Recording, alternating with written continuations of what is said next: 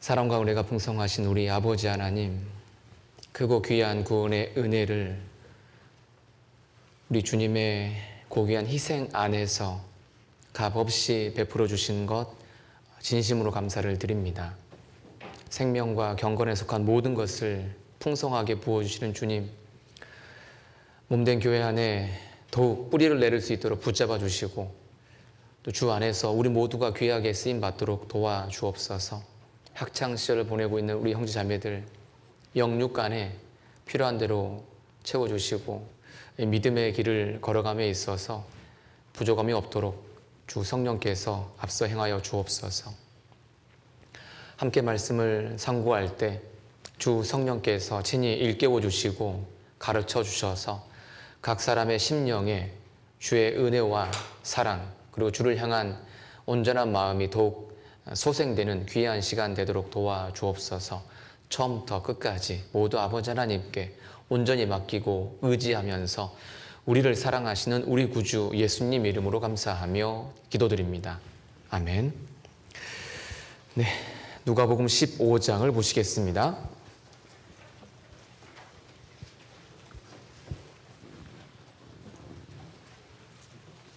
누가복음 15장 11절부터 24절까지를 제가 읽어드리겠습니다. 누가복음 15장 11절부터 24절까지입니다. 또 가라사대 어떤 사람이 두 아들이 있는데 그 둘째가 아비에게 말하되 아비여 재산 중에서 내게 돌아올 분깃을 내게 주소서 하는지라. 아비가 그 살림을 각각 나누어 주었더니 그 후 며칠이 못되어 둘째 아들이 재산을 다 모아가지고 먼 나라에 가 거기서 허랑방탕하여 그 재산을 허비하더니 다 없이 한 후 그 나라에 크게 흉년이 들어 저가 비로소 궁핍한지라. 가서 그 나라 백성 중 하나에게 붙어 사니 그가 저를 들로 보내어 돼지를 치게 하였는데 저가 돼지 먹는 쥐염 열매로 배를 채우고자 하되 주는 자가 없는지라. 이에 스스로 돌이켜 가로되 내 아버지에게는 양식이 풍족한 품꾼이 얼마나 많은고 나는 여기서 주려 죽는구나. 내가 일어나 아버지께 가서 이르기를 아버지여 내가 하늘과 아버지께 죄를 얻었사오니 지금부터는 아버지의 아들이라 일컬음을 감당치 못하겠나이다. 나를 품꾼의 하나로 보소서 하리라 하고 이에 일어나서 아버지께로 돌아가니라. 아직도 상거가 먼데 아버지가 저를 보고 측은히 여겨 달려가 목을 안고 입을 맞추니 아들이 가로되 아버지여 내가 하늘과 아버지께 죄를 얻었사오니 지금부터는 아버지의 아들이라 일컬음을 감당치 못하겠나이다 하나 아버지는 종들에게 이르되 제일 좋은 옷을 내어다가 입히고 손에 가락지를 끼우고 발에 신을 신기라. 그리고 살찐 송아지를 끌어다가 잡으라. 우리가 먹고 즐기자.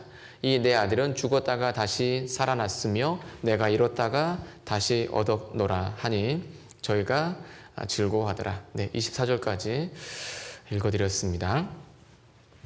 오늘은 우리가 성경의 이야기 중에서 굉장히 유명한 스토리 중에 하나인 탕자의 비유에 대해서 함께 말씀을 나눠보려고 합니다.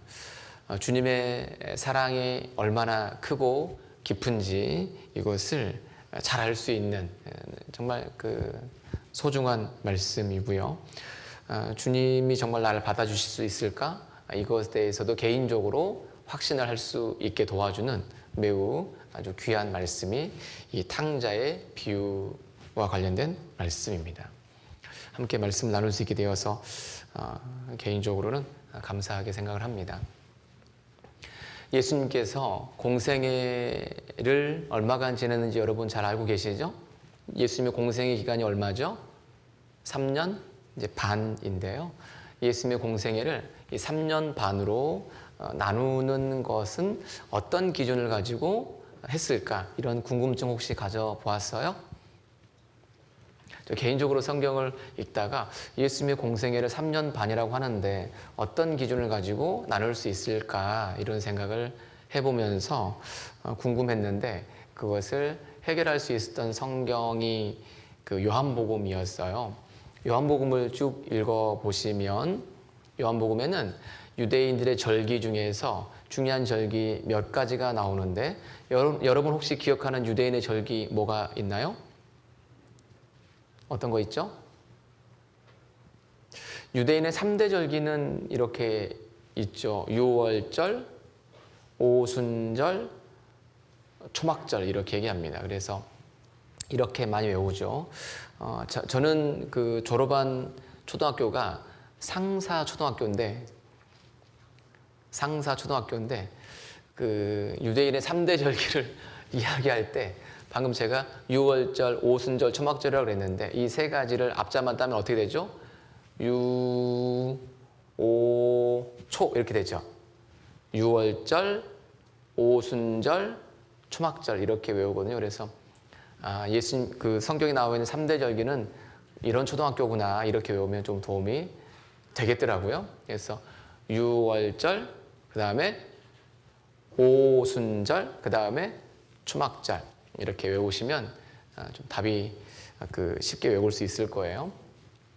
유대인은 이 3대 절기가 되면 기본적으로 어디로 올라가냐면 예루살렘으로 올라가게 되어 있습니다. 그래서 예루살렘에 올라가면서 노래도 많이 부르고요. 말씀도 많이 일깨우고 예루살렘을 소망하는 마음들을 많은 방법으로 표현을 합니다. 요한복음에서 유대인의 3대 절기 중에서 2가지 절기가 나와요. 유오초 중에서 어떤 게 나오냐면 유월절이 나오고 초막절이 나옵니다. 그런데 예수님의 공생애를 3년 반으로 쪼개내기 위해서는 유월절을 기준으로 하면 그걸 쪼개낼 수가 있어요. 요한복음에는 유월절이 2번 나옵니다. 2번. 근데 그 구절상으로는 3번 나오는데 예수님이 예루살렘에 올라간 걸 따지면 이제 2번으로 말할 수 있고요. 그 올라가지 않고 갈릴리 주변에 있었던 거에 포함하면 3번이 나옵니다. 그런데 3번으로 얘기하면 3년 반이 나오진 않죠. 왜냐하면 6월절에서 6월절로 넘어가면 1년, 또 6월절에서 6월절로 넘어가면 2년이 되잖아요. 그래서 2년밖에 안 되는데 한 번에 6월절이 숨어져 있어요. 예수님이 예루살렘에 처음 올라갔을 때가 어렸을 때 말고요. 공생애 하고 나서 첫 번째 올라가서 성전을 뒤집습니다. 성전 청결을 하시는데 그것이 요한복음 2장에 한번 나와요. 그렇게 해서 공생애 막 시작하셔가지고 첫 번째 유월절을 경험하게 되고요. 두 번째 유월절에 어떤 일을 예수님께서 하시냐면 예수님의 제자들을 12제자를 이렇게 픽스하시는 예수님의 12제자를 세우시는 것이 두 번째 유월절 그 시즌에 있어요. 예수님 그 공생애 하자마자 예수님 12제자를 세운 게 아니고요. 처음에는 예수님의 대표적인 네 제자. 대표적인 네 제자가 누구냐면 안드레의 형이 누구죠? 베드로, 그 다음에 야고보의 동생이 누구죠? 요한. 이렇게 네 명이 예수님의 처음에 제자들이시고 그 제자들은 예수님을 잘 따랐습니다. 그리고 12제자로 완성되는 것은 두 번째 유월절 즈음에 완성이 됩니다. 그것이 마태복음 10장 정도의 사건이 되는 거예요. 그리고 우리가 잘 알고 있는 물고기 2마리와 떡 5개로 5,000명을 먹였던 그 놀라운 기적의 사건, 베세다 들판에서 있었는데 그 사건은 요한복음 6장에 나오고요. 그때가 유월절 시기입니다. 그래서 예루살렘으로 올라가려고 하는 많은 사람들을 배고파할 거 아니에요. 먹였던 그런 사건이죠. 그때가 이제 세 번째 유월절이 되고요. 마지막 유월절은 예수님께서 죽으시죠. 요한복음 18장 끝에 19장에 예수님이 죽으시는 그 유월절이 나와 있습니다. 이렇게 하면 예수님의 공생애를 정리할 수 있어요. 그렇게 하면 3년 반이 되는 겁니다. 그럼 하나 더 얘기해 본다면 모세의 생애를 120세라고 하잖아요. 그죠? 그리고 40년 쪼개게 되잖아요. 그 40년 쪼개는데 그 구분 짓는 그 성경이 어디냐면 사도행전에서 스데반이 설교했던 그곳에서 40년 구분 지어서 설명을 합니다. 그래서 모세의 생애를 거기서 정리할 수 있거든요. 성경을 보면 그냥 성경이 별로 어떤 규칙과 질서가 없는 것처럼 비춰질 수 있는데 성경에 굉장한 그 질서가 있는 책이에요.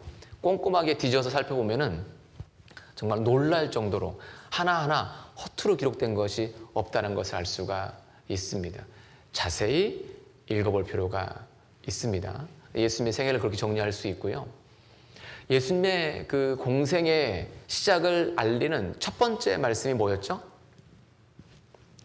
여기는 잡아놓으시고 마가복음 1장을 가볼게요. 이 말씀이 이 탕자의 비유를 풀 수 있는 키가 되는 말씀이에요. 마가복음 1장 14절입니다.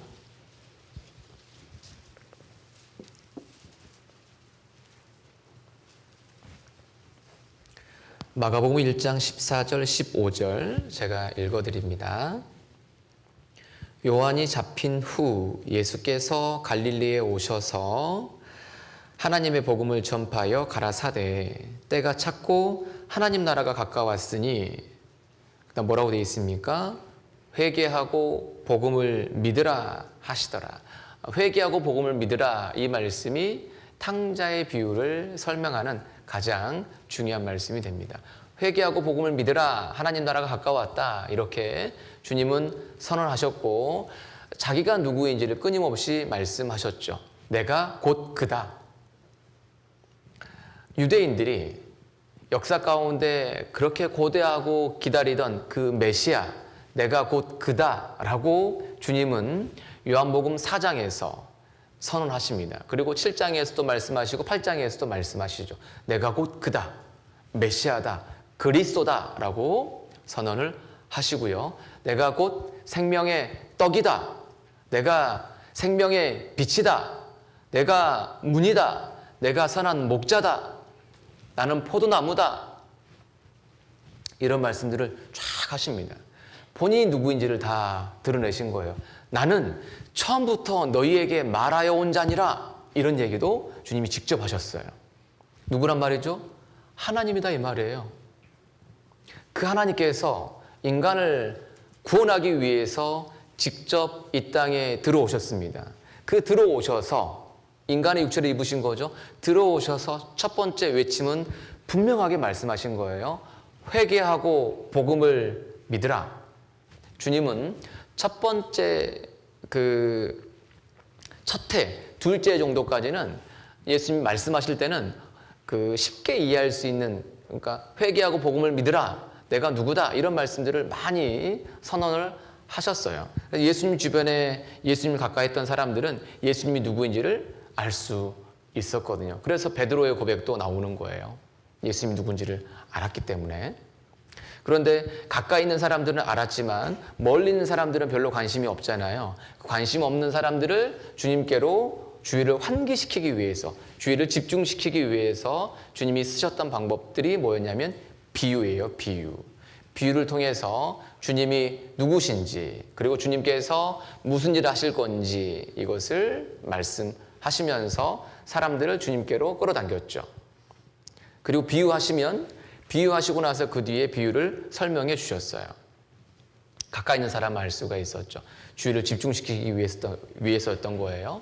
그래서 있는 사람은 비유를 통해서 더 받게 하고 없는 사람은 그 있는 것까지 이루어지게 하는 것이 비유의 역할이죠.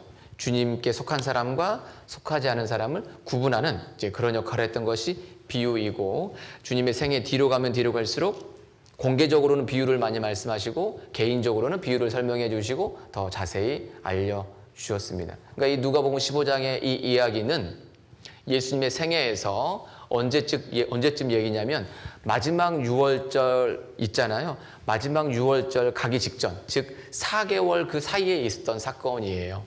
그러니까 예수님의 생애를 거의 요약해서 예수님께서 왜 이 땅에 오셨는지를 설명해 주는 아주 정말 귀한 말씀이 이 누가복음 15장이 되는 겁니다.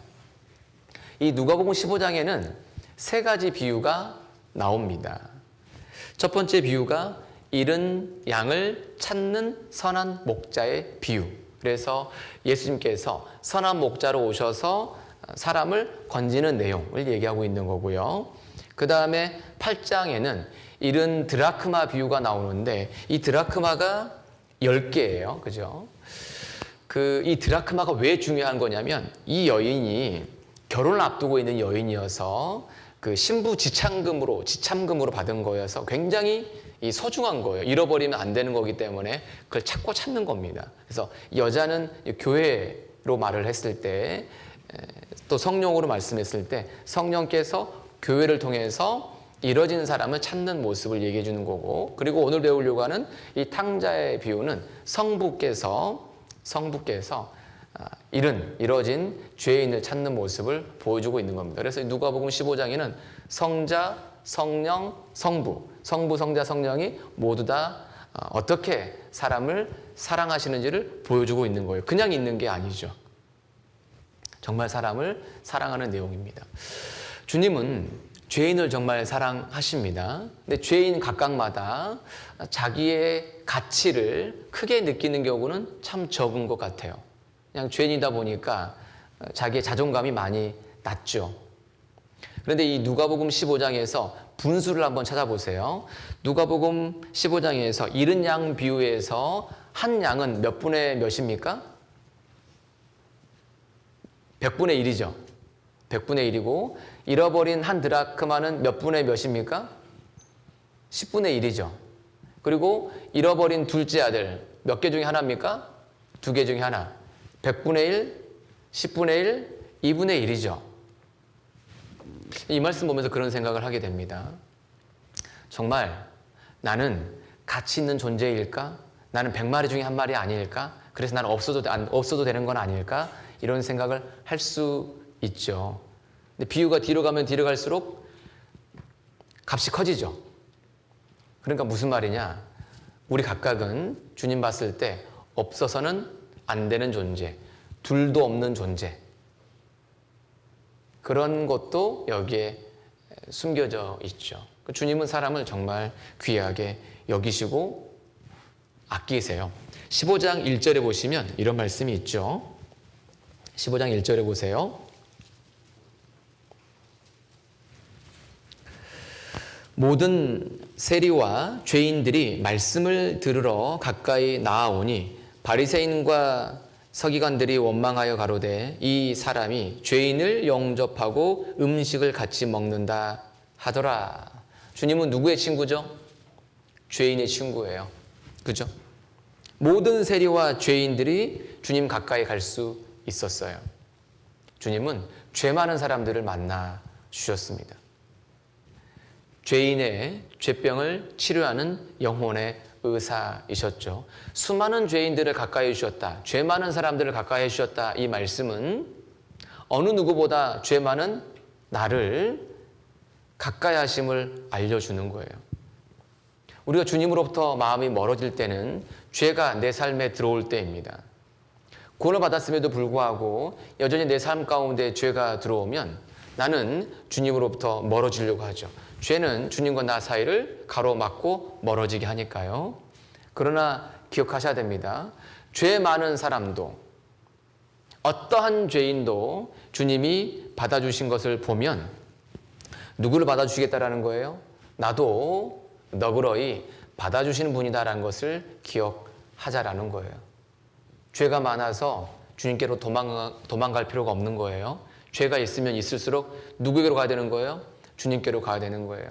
한 주간 지내시는 가운데 내 삶 가운데 주님 보시기에 합당한 것이 많습니까? 죄가 많습니까? 집에서 우리가 학교 별로 안 가고 거의 집에 방에서 공부하잖아요. 방에서 공부하고 이제 그런 시간 보낼 때 합당한 모습이 많아요? 부적절한 모습이 더 많아요? 부적절한 모습이 훨씬 더 많죠. 내가 구원을 받았지만 의인이에요? 죄인이에요? 신분적으로는 주님 봤을 때 의인은 맞는데 내가 하는 이런 모습을 보면은 어떤 모습이 많아요? 죄인의 모습이 훨씬 더 많죠. 우리는 정말 죄인입니다. 구원을 받았어도. 주님의 그 큰 사랑으로 십자가의 구속으로 천국에 가게는 되었지만 현재 내 삶 가운데서 보여주고 있는 많은 현상들은 너무나 부끄러운 모습 많잖아요. 그죠? 나는 구원을 받았지만 죄가 너무 많아. 그러니까 난 주님께로부터 그냥 멀어질래. 그렇게 하지 마시고 그럴수록 주님 품으로 더 들어가세요. 죄를 고백하고, 주님, 제가 이런 죄를 지었어요. 구원을 받았음에도 불구하고 주님 죄송해요. 이런 마음으로 주님 앞에 나오면 주님은 또 받아주십니다. 주님은 여기 나와 있는 것처럼 모든 세리, 죄인 중에 괴수예요. 세리가 세금 공무원이라고 하잖아요. 그죠? 동족들의 돈을 뜯어가지고 자기의 이속을 차렸는데 어떤 방법으로 돈을 차렸냐면 이런 거예요. 연초가 되면 이 세리는 그 지역에 있는 사람들이 내야 할 세금 있죠. 이것을 본인이 한 번에 다 대납해 버려요. 그래서 그 지역의 세금이 예를 들어서 1억이다 하면 본인이 1억을 먼저 내, 노마 정부에. 그리고 남은 기간 내내 뭐 하겠어요? 1년 내내. 1억만 걷겠어요? 엄청나게 불리겠어요? 엄청나게 불리겠죠. 그러니까 얼마나 많이 뜯어내겠어요. 그러니까 이게 이 세리하면 당시 유대인들에게 가장 대표적인 죄인이 되는 거예요. 그 외에 기타 죄인들. 그런 죄인들이 말씀 들으려고 주님 가까이 왔는데 주님은 그들을 다 받아주셨어요. 죄인을 찾으시고 죄인을 가까이 하신다라고 하면서 비유로 쭉 설명하신 내용이 이 누가복음 15장 내용이죠. 그러니까 죄인들에게 주님이 뭐라고 말씀하시죠? 회개하고 복음을 믿으라. 그 죄인들에게 그 말씀하신 거예요. 그리고 그 죄인들을 가까이 하신 거예요. 그러니까 이 탕자의 비유의 핵심은 회개하고 복음을 믿으라. 죄인들을 가까이 하시면서 하셨던 그 말씀이 요지가 된다라는 거죠. 그러면 왜 우리는 회개하고 복음을 믿어야 하는가? 이것을 설명 한번 드려볼게요. 15장 11절 보세요. 15장 11절. 또 가라사대 어떤 사람이 두 아들이 있는데 그 둘째가 아비에게 말하되 아버지여 재산 중에서 내게 돌아올 분깃을 내게 주소서 하는지라. 아비가 그 살림을 각각 나누어 주었더니, 여기 둘째 아들이니까 둘째 아들이 아버지로부터 재산을 나누어 달라고 하잖아요. 얼마나 나누어 받을 수 있는 거죠? 장자는 2목을 받을 수 있어요. 장자는 2목을 받을 수 있고 차자들은 그 다음에 n분의 1 받는 거거든요. 그러니까 둘째 아들이니까 아들이 둘 있다고 했을 때 첫째 아들에게는 3분의 2가 가고 이 둘째 아들에게는 3분의 1이 가는 거예요. 그러니까 그 자기에게 돌아올 분기 전체 3분의 1을 받아가지고 아버지가 나누어 주었잖아요. 13절에 보세요. 이 아들의 특성이 나오죠. 둘째 아들의 특성. 그 후 며칠이 못 돼요. 둘째 아들이 재산을 다 모아가지고 먼 나라에 가 거기서 허랑방탕하여 그 재산을 허비하더니 다 없이한 후에 집을 떠나죠. 아버지를 떠났습니다. 아버지에게는 모든 것이 있는데 아버지를 떠나는 이 모습, 이것이 죄인의 모습이에요. 성경은 처음부터 끝까지 하나님을 떠난 사건들을 쭉 설명하고 있죠. 아담과 하와가 죄를 지었을 때 어떻게 했습니까? 숨어버렸잖아요. 이게 떠난 겁니다. 가인이 동생 죽이고 나서 어떻게 했죠? 여호와의 낯을 피하여 떠나버렸죠. 성경은 계속 떠난 얘기를 하고 있는 거예요. 하나님을 떠난 처음이 누구였냐면 사단 마귀였죠. 그는 하나님을 떠나버린 거예요. 그로 인해서 죄가 이 땅에 들어와 버린 겁니다. 하나님을 떠난 인생을 성경은 얘기하고 있죠. 근데 그 하나님께는 모든 게 다 있어요. 그렇죠? 사도행전 17장을 가봅시다. 주님께 있는 것들이 여기에 잘 요약되어 있어요. 사도행전 17장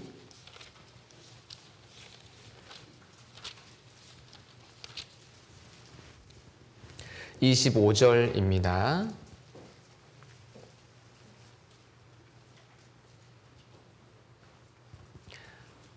사도행전 17장 25절. 또 무엇이 부족한 것처럼 사람의 손으로 섬김을 받으시는 것이 아니니 이는 만민에게 하나님께서 주시는 거죠. 생명과 호흡과 만물을 주신다라고 되어 있습니다.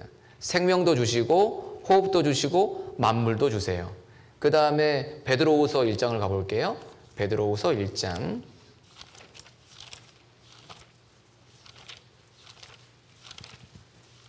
베드로후서 1장 3절을 볼게요.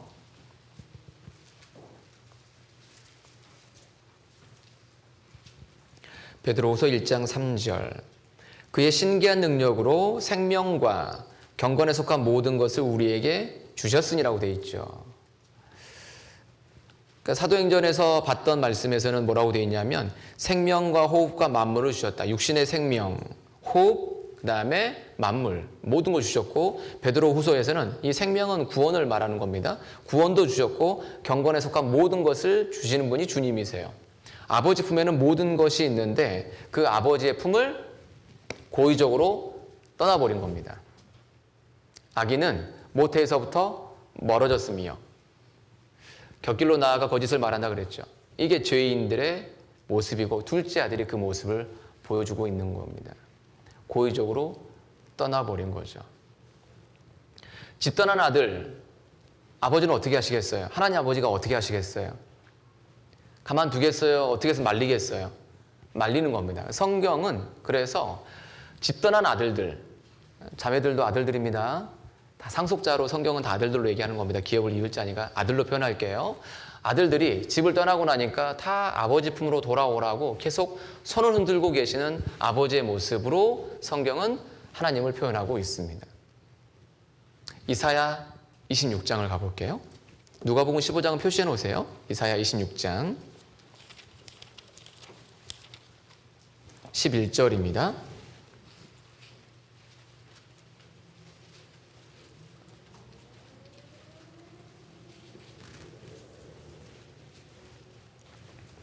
이사야 26장 11절. 여호와여 주의 손이 높이 들릴지라도 그들이 보지 아니하나이다마는 백성을 위해 하시는 주의 열성을 보면 부끄러워할 것이라. 불이 주의 대적을 사르리이다. 여호와여 주의 손이, 주님의 손이, 아버지의 손이 집 나간 아들을 돌아오라고 손짓하는 그 손이 높이 들려 있어요. 손짓하고 있는 겁니다. 그런데 봐요, 안 봐요? 그들이 보지 않는다라고 되어 있죠. 그런데 그 아들을 계속 부르고 있는 그 아버지의 열성, 열심, 사랑의 그 크기가 얼마나 큰지를 보여주고 있는 거예요. 그 아버지가 날 정말 사랑하고 있다는 것을 알 때 우리는 돌아갈 수가 있는 거예요. 우리가 구원받은 것은요, 아버지께서 나를 얼마나 사랑하셨는지, 그 사랑이 얼마나 완벽한 것인지 그걸 우리가 아니까, 충분히 나를 받아줄 수 있는 거니까 당연히 돌아가고 말고 그 마음이 드는 겁니다. 아버지는 끊임없이 우리를 부르고 계셨던 거예요. 죄인을 향해서 부르고 있는 손길을 기억하셔야 됩니다. 아까 말씀드린 것처럼 내 삶 가운데 구원을 받았음에도 불구하고 죄가 있을 때마다 주님이 여전히 나를 부르고 계셔, 이것을 기억해야 되겠어요.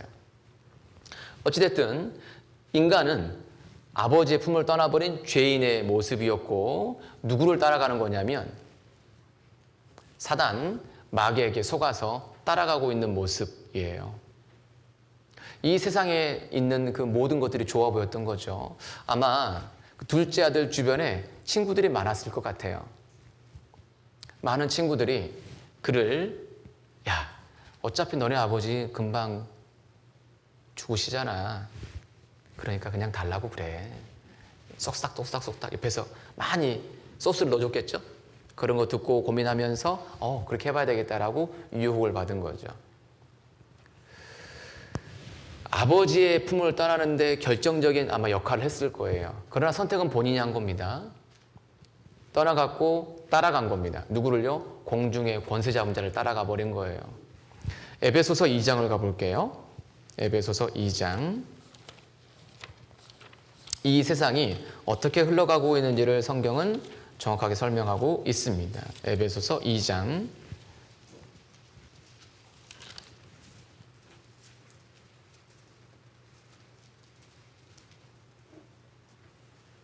에베소서 2장 2절입니다. 그때 너희가 그 가운데서 행하여 이 세상 풍속을 좇고, 이 세상에서의 방식들이죠. 이 세상에서 성공하고, 이 세상에서 잘 나가고, 이 세상에서 좋아하는 것들이죠. 이 세상 풍속을 좇고 공중의 권세 잡은 자를 따랐으니 지금 곧 불순종의 아들들 가운데 역사하는 영이라. 전에는 우리도 다 그 가운데서 우리 육체의 욕심을 따라 지내며 육체와 마음에 원하는 것을 하여 다른 이들과 같이 본질상 진노의 자녀이었다. 이렇게 표현하고 있습니다. 사람은 하나님의 형상입니다. 그죠? 그런데 이 하나님의 형상이 파괴된 상태로 우리는 태어나 버린 거예요. 하나님을 떠나버린 거죠. 그래서 우리는 이 세상 것의 영향과 지배를 굉장히 많이 받아요. 이 나라는 사람이 있으면 이 나라는 사람 안에 하나님의 형상이, 영이 들어와 있잖아요. 하나님의 형상, 영이 있는데 이 영이 어떤 상태냐? 파괴된 상태예요. 잘못되어 있는 거죠. 그러다 보니까 이 영은 어떤 영향을 많이 받냐면 이 사람 속에, 구원받지 않은 사람 그 마음 속에 뭐가 결정적으로 지배를 하고 있냐면 죄의 소욕이 그 사람의 마음을 많이 좌우합니다. 이 죄의 소욕이 요게 밖으로 드러나서 뭐가 되는 거냐면 행동이 되는 거예요. 그래서 이 안에 있는 욕구가 밖으로 나오게 되는데 어떤 기대하는 것들에게 영향을 받아서 행동으로 드러나게 된 겁니다. 이 죄의 소욕, 이 파괴된 상태로 태어나서 하나님을 떠나버린 겁니다. 그리고 이 사람은 어디에 영향을 많이 받게 되냐면 공중의 권세 잡은 자 사단 있죠. 사단이 주로 쓰는 것은 이 세상에 속한 풍속, 이 세상에 속한 것들. 그래서 육신의 정욕, 안목의 정욕, 이생의 자랑, 육체적이고 마귀적이고 세상적인 것, 그걸 통해서 나라는 사람에게 계속 영향을 주는 겁니다. 이렇게 영향을 계속 주면 이것에 충동을 받아서 이런 하나님을 떠나는 행동을 계속 하게 되는 거예요. 이것은 구원받지 않은 사람을 자연인이라고 하는데 이 자연인들은 이러한 욕구에 의해서 기본적으로 행동합니다. 가장 밑에 깔려있는 게 어떤 욕구냐? 불순종하는 욕구예요. 하나님을 거스르는 욕구가 깔려 있어요. 하나님을 등지려고 하는 게 깔려 있어요. 그리고 식욕, 성욕, 명예욕, 소속감, 그 다음에 자유, 성취, 그 다음에 재미, 이런 것들이 복합적으로 움직여서 이게 외부로 다 나타나는 거죠. 근데 구원받으면 어떤 일이 벌어지냐면 이런 일이 벌어지는 거예요. 구원받고 나면 이 하나님 형상이 파괴된 존재였잖아요. 여기가 조금 재정렬이 되는 겁니다. 어떻게 정렬이 되냐면 여전히 죄의 소욕은 남아있어요. 죄의 소욕은 남아있지만 뭐가 들어와 있냐면 성령의 소욕이 이 안에 딱 들어와요. 그래서 그러니까 구원받은 사람이 이중인격을 갖는 거죠. 세상과 죄로 끌리는 마음도 있고 하나님과 관계된 것으로 끌리는 마음도 있는 거예요. 이 표현이 갈라디아서 5장에가 나와 있어요. 갈라디아서 5장을 볼게요. 갈라디아서 5장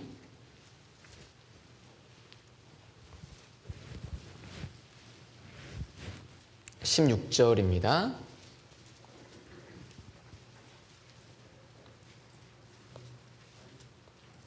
갈라디아서 5장 16절.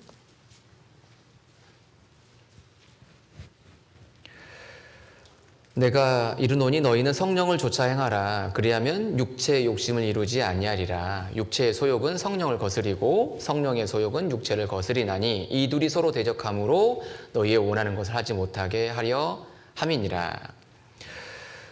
여기 보니까 뭐가 나오죠? 육체의 소욕이 나오고 그 다음에 성령의 소욕이 나오죠. 그러니까 육체의 소욕, 죄의 소욕이 있고 성령의 소욕이 있다. 이것이 영향을 받는 거예요. 그래서 그 이세벨에 의해서 충동받았던 대표적인 사람이 아합이잖아요. 이세벨이 옆에서 계속 충동하는 거예요. 죄를 짓도록. 그러니까 아합의 인생이 어떻게 돼버렸어요?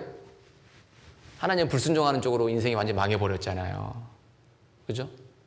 근데 성령의 충만, 성령이 계속 나를 충만케 하면 나는 어떻게 될까요? 순종하는 삶으로 바뀌는 거예요. 그런데 하나 생각하실 것은 이 내가 속해 있는 이 세상이 누구의 영향을 많이 받고 있는 거냐면 이 사단 마귀의 영향이 굉장히 많은 세상에 살고 있는 거예요. 주님도 일하고 계시지만 사단 마귀가 결정적으로 영향을 많이 미치고 있는 곳이죠. 계속 아버지 품을 떠나게 만드는 거예요. 죄를 짓게 만드는 거죠. 근데 결정적인 행동은 그거예요. 아버지 집에 있느냐 떠나느냐에 의해서 좌우는 돼요. 아버지 집에 있으면 살 수 있는 거고요. 그러니까 구원받지 않은 사람은 어차피 아버지 집을 떠난 사람이고, 구원받은 사람은 이 상황이지만 아버지 집에 있으면 그래도 이것이 좀 제어가 돼요. 다스려지거든요.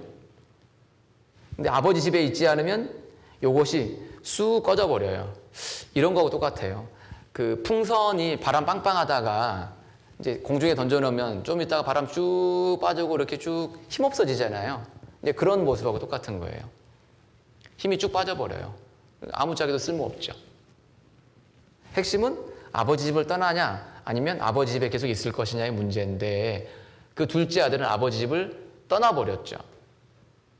아버지 집에 거하자라는 거죠. 아버지 집에 있어야 우리는 살 수 있는 거다. 그리고 아버지 집을 계속 떠나도록 유혹하는 것들이 아주 많다. 핵심은 남느냐 떠나느냐의 문제다라는 거죠. 요한복음 15장을 하나 가볼까요? 요한복음 15장.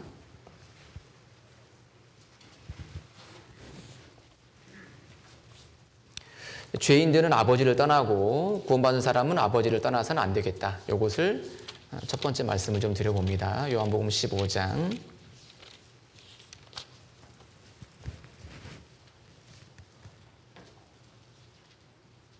요한복음 15장 4절입니다.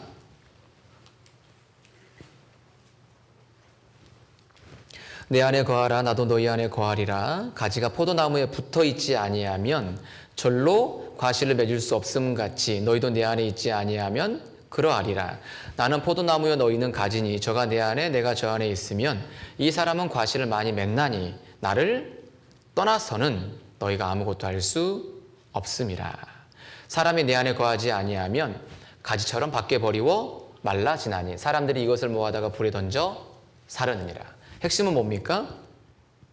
떠나면 죽는다 합니다. 우리 학창시절을 보내고 있는 이제 우리잖아요.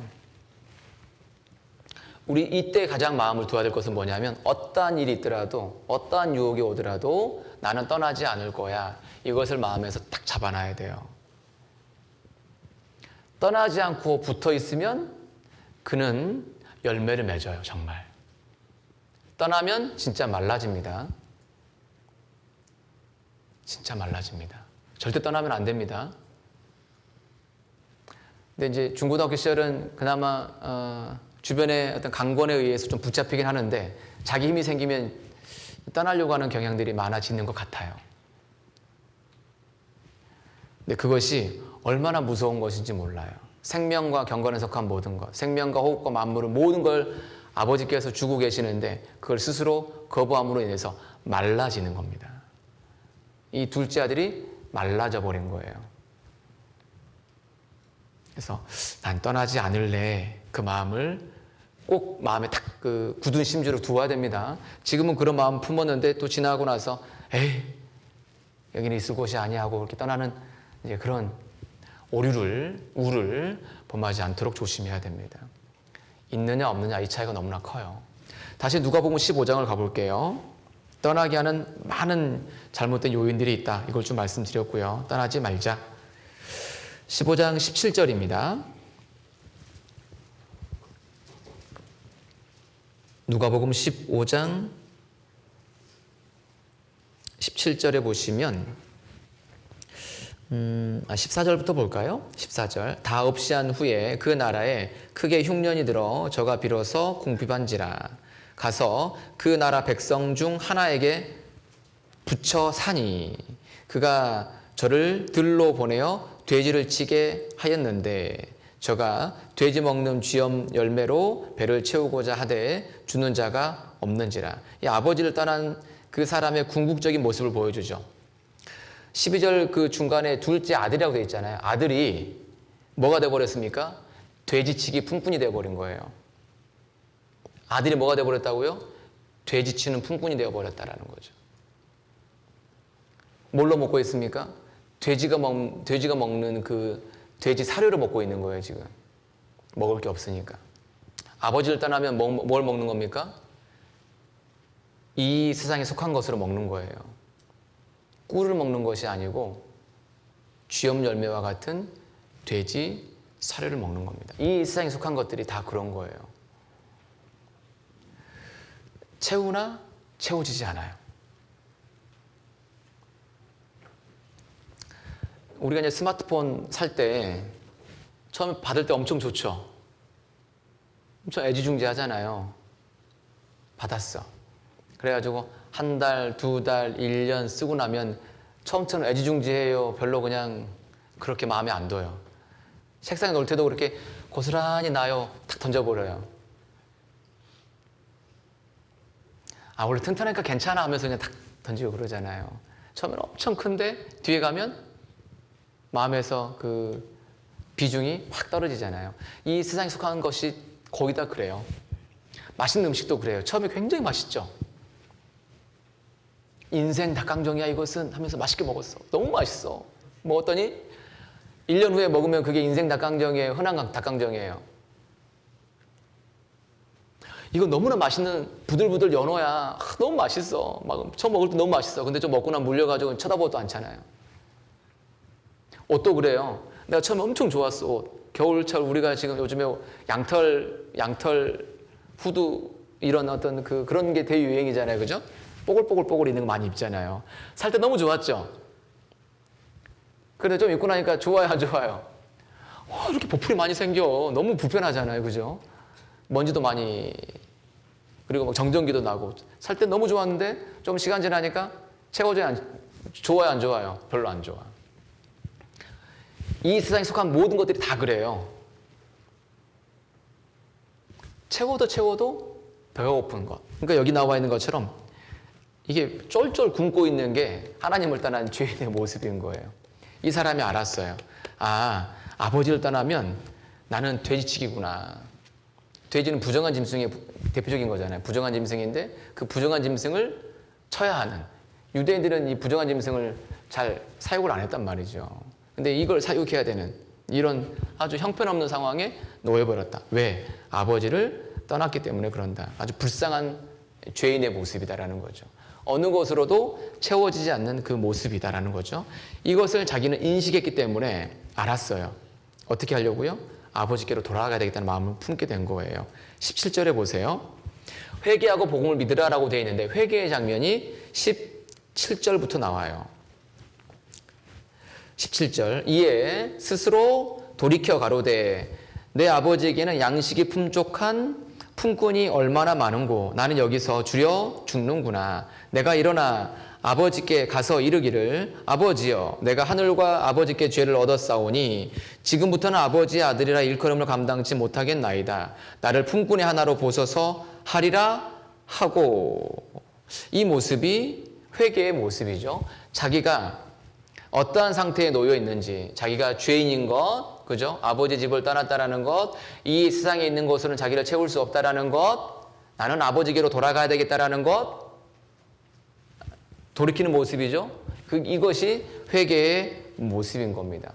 회개하고 아버지를 떠난 죄인이라는 것, 이 세상에 있는 그 어떤 것으로 채우려고 해도 채워지지 않는다라는 것, 자기가 불쌍한 상태에 놓여 있다라는 것, 죽게 되었다라는 것, 이러면 나는 영원한 멸망이구나라는 것을 알았죠.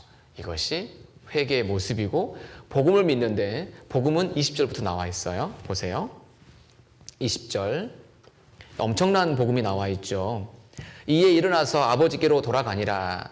아직도 상거가 먼데 아버지와 아들 사이의 거리가 상거예요.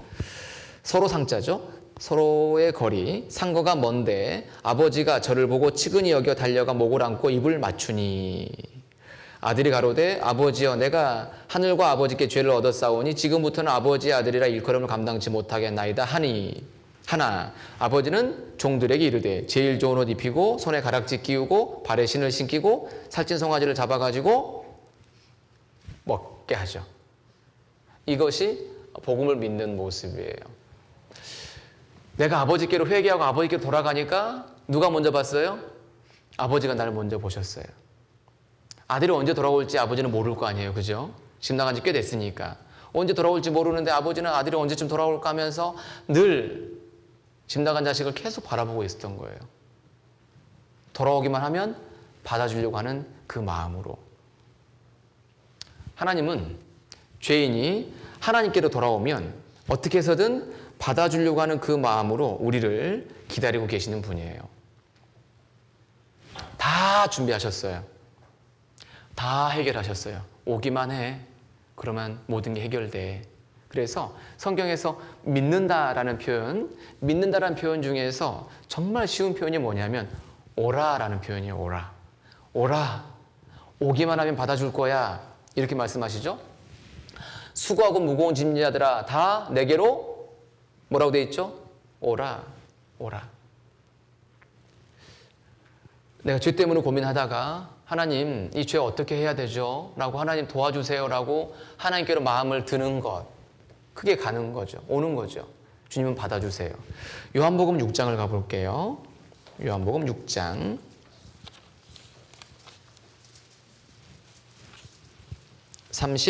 37절이에요. 요한복음 6장 37절. 아버지가 먼저 보셨어요. 요한복음 6장 37절. 아버지께서 내게 주시는 자는 다 내게로 올 것이요. 함께 읽어보겠습니다. 내게 오는 자는 내가 결코 내어 쫓지 아니하리라. 내게 오는 자는 내가 결코 내어 쫓지 아니하리라.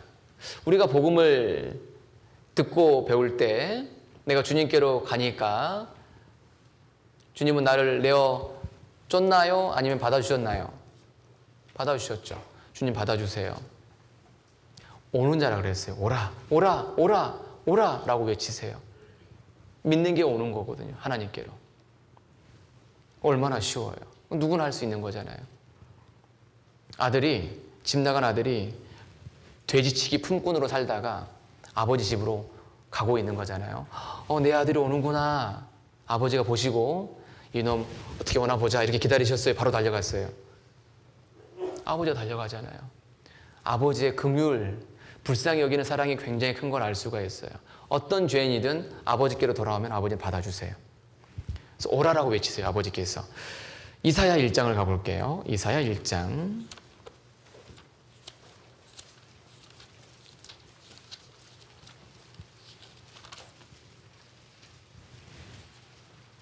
이사야 1장 18절입니다.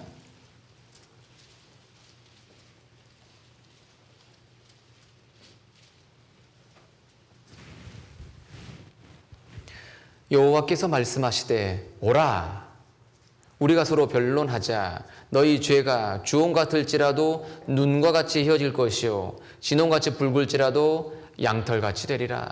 오라 오기만 해라. 받아주겠다. 너희 죄가 어떻게 되었다? 희게 되었다. 주님께로 가면 주님은 다 받아주시는 분이세요. 이 둘째 아들이 사람이에요? 사람이 아니에요? 이건 사람이 아니에요. 아버지 살아있는데 아버지 죽을 거니까 재산 주세요. 미리 주세요. 미리 땡겨주세요.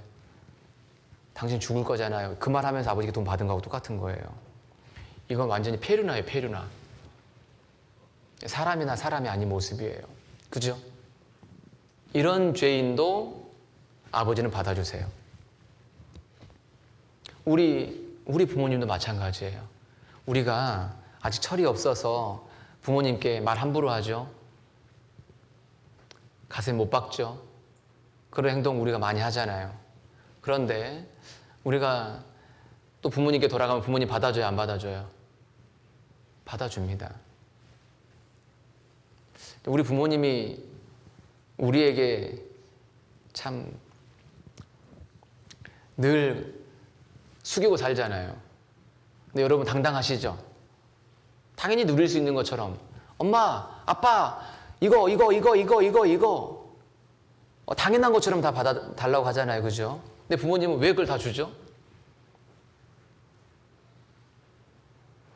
자, 부모의 인생이 너무 불쌍한 것 같아요. 제가 봐도. 근데 부모는 자식을 위해서 모든 걸 다 쏟아내거든요. 근데 자식은 부모에게 못을 박아. 부모에게 할 말, 못할 말 다 하죠. 특히 이 시기에 우리가 많이 그러잖아요. 그죠? 그런데 부모는 또 어떻게 해요? 그래도 자식이 오면 또 받아주잖아요. 부모의 마음이죠. 하나님 아버지는 마음이 더 넓으세요. 어떤 죄인도 하나님 아버지께로 오면 다 받아주세요. 왜 사람이 멸망하냐? 안 가니까 멸망하는 거예요. 돌아가면 돼요. 여러분 부모님과의 관계 속에 문제가 되는 거 있다면 어떻게 하면 될까요? 부모님이 먼저 와서 나한테 용서를 구해야 됩니까? 부모님이 나한테 와서 주저리 이렇게 해서 미안하다 사과를 구해야 됩니까? 어떻게 하면 될까요? 내가 먼저 가야죠.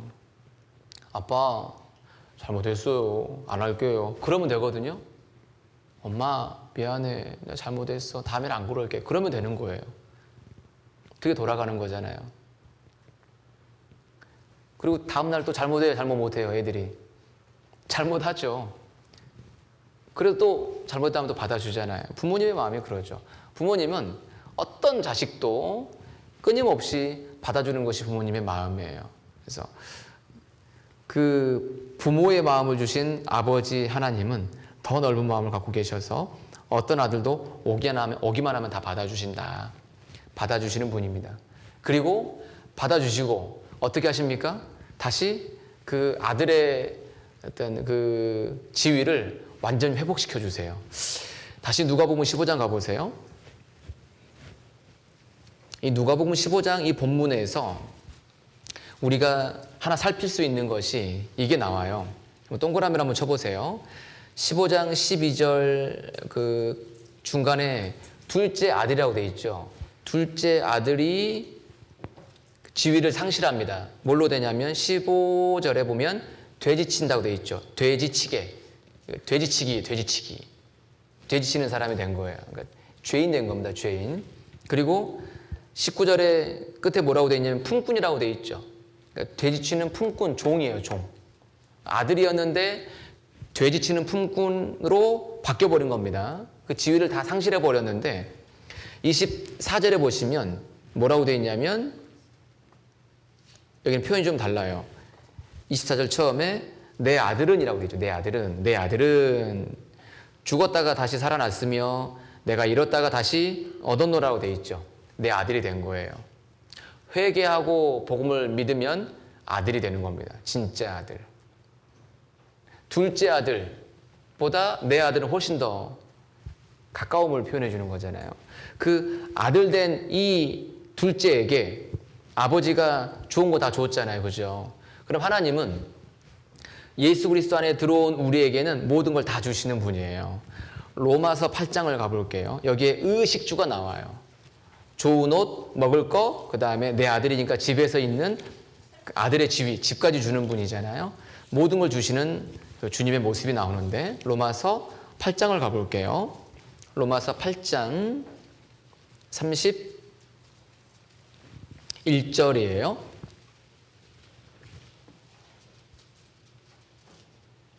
로마서 8장 31절.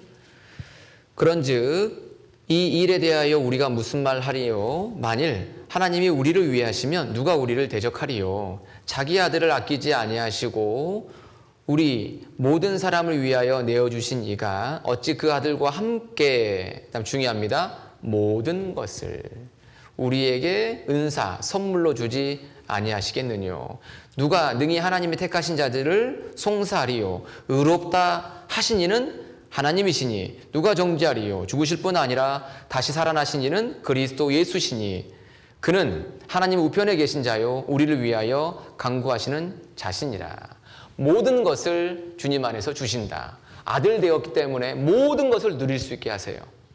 주님 안에서 모든 걸 주시는 분이에요. 그 모든 것이 대표적으로 옷을 입혀주셨죠. 우리가 구원을 받을 때, 믿을 때 예수 그리스도로 옷을 입혀주세요. 그리고 우리가 구원을 받을 때 주님은 무엇을 주시냐면 우리 영혼에 필요한 양식들을 주세요. 그래서 요한복음 6장에서는 어떻게 말씀하시냐면 이렇게 말씀하세요. 예수께서 가라사대 내가 곧 생명의 떡이니 내게 오는 자는 결코 줄이지 아니할 터이요 나를 믿는 자는 영원히 목마르지 아니하리라. 무엇을 얘기하고 있습니까? 먹는 거, 마실 것을 얘기하고 있어요. 그죠? 먹는 거, 마실 거. 의식.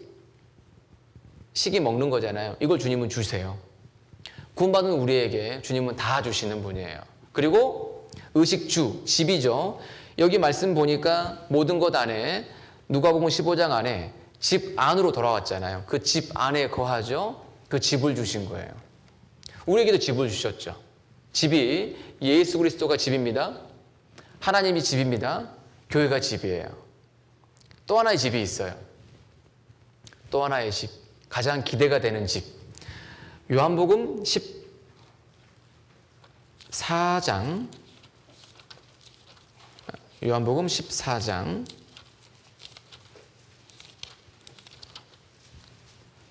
2절입니다. 요한복음 14장 2절.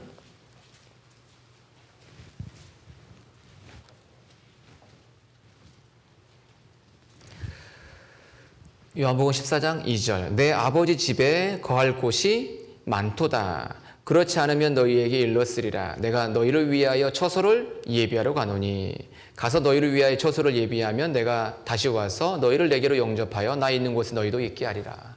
집을 주셨죠. 모든 것을 주셨습니다. 옷도 입혀주셨죠. 먹을 것도 주셨죠. 그다음에 집도 주셨어요. 우리에게는 예수 그리스도, 하나님, 교회, 천국 이것을 주셨어요. 어떻게 해서 받은 거죠? 집에 오니까 받은 거예요. 집에 오니까 아버지가 보고 다 주신 거예요. 구원을 받으면, 회개하고 복음을 믿으면 이 모든 것을 다 획득하게 되는 겁니다. 그것을 누리면서 사셔야 돼요. 그리고 이 아버지 집에 계속 거하셔야 해요. 거하면 주님은 계속 채워주십니다. 자, 집에 돌아온 아들. 집 나갈까요, 안 나갈까요, 이제는? 집 나가면 무슨 고생? 집 나가면 고생이에요. 여러분, 교회 떠나면 고생이에요. 안 그럴 것 같죠? 진짜 그래요. 집 떠나면 안 돼요. 그래서 이 누가복음 15장에 그런 것들을 잘 알려주고 있죠. 집에 돌아온 그는 집 나가지 않는다, 다시는. 그리고 어떤 아들이 되냐면 아들다운 아들이 될 거예요. 로마서 8장을 한번 가볼게요. 로마서 8장. 하나님께, 아버지께 기쁨을 드리는 아들이 되는데, 로마서 8장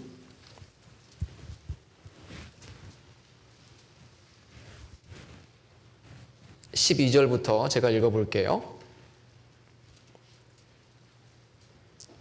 그러므로 형제들아 우리가 빚진 자로 돼 육신에게 져서 육신대로 살 것이 아니니라. 너희가 육신대로 살면 반드시 죽을 것이로되 영으로서 몸의 행실을 죽이면 살리니 무릇 하나님의 영으로 인도함을 받는 그들은 곧 하나님의 아들이라. 하나님의 영으로 인도함을 받는 아들, 아버지께 기쁨을 드리는 아들, 육신에게 져서 육신대로 사는 아들이 아니라는 거죠. 집에 돌아왔으면 많은 영향들이 있더라도 육신에게 져서 육신대로 살 것이 아니다, 이 말씀을 하는 거예요. 하나님의 성령으로 인도함을 받는 아들, 하나님 기쁨을 드리는 아들이 되는 거예요. 늘 선택이에요. 순간순간마다 어떤 일을 할 때마다 이게 육신으로 기우는 거냐 아니면 주님이 기뻐하는 것이냐, 이것을 생각하면서 살아야 해요. 그냥 무작정 살면 안 돼요. 그리고 다 선택과 결정은 누가 하는 거냐면 내가 하는 거예요. 그리고 책임은 누가 지냐? 내가 져야 해요. 다 내가 받을 거예요. 심은 대로 다 거둘 거니까. 육신을 위하여 심는 자는 육신으로부터 썩어진 것을 거두고 성령을 위하여 심는 자는 성령으로부터 영생을 거두리라. 이런 말씀도 있거든요. 이것을 위해서 심으면 썩어진 것밖에 안 거둬요. 선택이에요, 선택. 그래서 더 아버지께 기쁨을 드리는 아들이 되기 위해서 매일매일 더 살았을 거예요. 품꾼의 하나로 보라고 그랬는데, 품꾼의 하나로 보라 그랬잖아요. 아들이 집에 돌아와서 품꾼들보다 더 열심히 일했을까요? 일 안 했을까요? 아들이 어떻게 했을 것 같아요? 품꾼들보다 더 열심히 일하는 아들이었을 거예요. 아들인데도 불구하고. 우리는 아들 되었죠? 그러면 우리는 이 땅에서는 품꾼으로 살아야지. 집에서 열심히 섬기면서. 어쩔 수 없이 하는 품꾼이 아니고 자원하는 품꾼. 그죠? 아버지를 사랑하니까 더 열심히 일하는 품꾼. 품삯은 어디서 받아요? 주님 나라에서 품삯을 받을 거예요. 열심히 일해야 돼요. 우리는 품꾼이에요. 여기에서는. 아들인데 품꾼 된 거예요. 자원하는 품꾼. 그렇죠? 다 열심히 일해야 돼. 그리고 지금은 열심히 공부할 때니까 진짜 공부 열심히 하세요. 진짜 열심히 하세요. 성적은 잘 나오고 못 나오고 좀 그건 묻지 않겠어요. 열심히는 해야 돼, 진짜. 이제 지혜롭게 살아가는 사람들의 특징 중에 하나가 이런 게 있어요. 진짜 대단한 사람 많더라고요. 품꾼이라 그랬죠. 내 몸의 컨디션이 언제가 좋을지를 조사하는 사람이 있어요. 예를 들어서 내 몸의 온도가 어느 정도 있을 때 내 컨디션이 좋으냐, 이것도 계산하는 사람들이 있어요. 혹시 그런 거 해봤어요? 몸의 온도가 좋을 때가 있어요. 온도. 그리고 내가 하루 중에서 집중이 잘 되는 시간대가 있어요. 그 시간대는 그거에만 또 집중하는 게 좋아요. 그 시간대. 계절 중에서도 내 컨디션이 좋은 또 계절이 있어요. 저는 가을철 되면 너무 힘들어요. 왜냐하면 비염 때문에 겔겔겔 되니까 앉아있어도 맨 졸기만 해요. 그때는 공부가 잘 안 되거든요, 개인적으로는. 그러니까 봄에 공부가 잘 되고, 그 다음에 좀 몸이 컨디션 좀 괜찮아질 계절이 잘 되거든요. 또 연초가 잘 되고, 이런 계절도 있고요. 시간대도 있고, 몸의 온도도 있고, 이런 것들도 좀 생각해 볼 필요가 있어요. 그리고 하루를 시작할 때, 여러분 전날 계획 다 세워요, 안 세워요? 다음날 할 거. 다 세우죠? 다음날 뭐 할 거 계획 다 세워야 돼요. 아셨죠? 계획 세우고 그 다음날 실천해보고 밤에 와서 다시 체크해보고. 품꾼은 주인으로부터 할 일을 미리 받아야 될 거 아니에요. 그죠? 할 일을 미리 좀 체크해가지고 또 실천하고 또 주인에게 보고하고 이렇게 살아가야지. 그래야 아버지께 기쁨을 드리는 아들이 될 수가 있어요. 너무 이쪽으로 끌려가지 마세요. 죄의 욕구, 먹는 거, 그 다음에 성적인 거, 그 다음에 친구들에게 막 어떤 인정받으려고 하는 그런 것들이 다 이쪽하고 가까워요. 이 일상에 속한 것도 여기 다 많거든요. 그래서 그것보다는 아버지께 기쁨을 드리는 아들로 살아가야 되겠습니다. 오늘 핵심의 키는 여기에 있어요. 회개하고 복음을 믿으라. 그것이 집으로 돌아오는 거다. 돌아왔다면 아버지께 기쁨을 드리라. 이렇게 정리를 하겠습니다. 기도드리겠습니다. 사랑과 은혜가 풍성하신 우리 아버지 하나님, 성경 말씀을 늘 듣고 배우며 저희가 어떻게 살아가야 할지 저희 행로를 밝게 보여주시는 것 진심으로 감사를 드립니다. 우리를 구원하신 주님께 영광을 돌려드리고 아버지 하나님께 기쁨을 드리는 삶이 되기를 소원합니다. 우리 형제자매들 지켜주시고 주님 안에서 모두 다 귀하게 쓰임받도록 도와주옵소서. 한 시간 함께 해주신 것 감사드리며 예수님 이름으로 기도드립니다. 아멘. 수고하셨습니다. 예, 전도사님 말씀 감사드립니다.